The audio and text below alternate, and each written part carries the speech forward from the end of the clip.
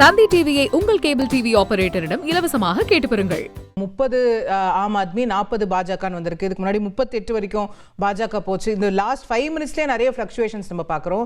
நீங்கள் சொன்னது மாதிரி நியூ டெல்லி மாதிரி தொகுதிகளில் இல்லை கல்காஜி மாதிரி தொகுதிகளெல்லாம் வாக்குடைய வித்தியாசமும் முன்னிலை பின்னடைவுடைய வித்தியாசமும் ரொம்ப குறைவாக இருக்குது. 1000 ஓட்டு 1500 ஓட்டுங்கிற மாதிரியான வித்தியாசங்களில் போயிட்டு இருக்கிறத பார்க்குறோம். ஸோ இது வந்து பல கருத்து கணிப்புகள் வந்து பாஜக ஆட்சி அமைப்பதற்கான வாய்ப்புன்னு சொன்னாலும் கூட தொங்கு சட்டமன்றம் அப்படிங்கிறதும் பேசப்பட்டு இருந்தது நேற்று வரைக்கும். அதுக்கான வாய்ப்புகளும் கூட தென்படுகிறதா? அதுக்கு அந்த விஷயங்கள் பேசப்படுதா டெல்லியில்?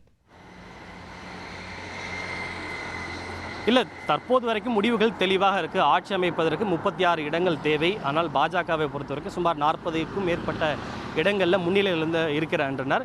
ஒருவேளை ஆம் ஆத்மிக்கு ஒரு 32, 33 இடங்கள் கிடைத்து காங்கிரஸுக்கு ஒரு 2-3 இடங்கள் கிடைக்கக்கூடிய பட்சத்தில் தொங்கு சட்டசபை ஏற்படுவதற்கான வாய்ப்புகள் வந்து இருக்கிறது.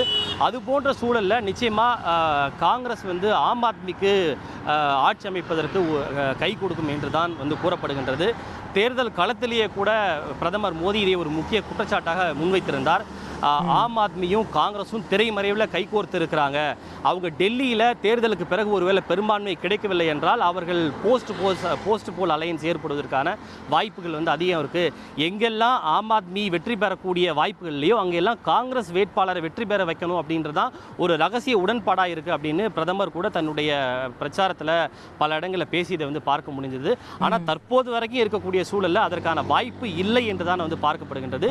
இருப்பினும் இன்னும் ஒரு மணி நேரத்திற்கு பிறகு நிலைமை மாறக்கூடியதை பொறுத்து தொங்கு சட்டசபை ஏற்பட வாய்ப்பு இருக்குமா இல்லையான்றதை நம்ம தெரிஞ்சுக்க முடியும்.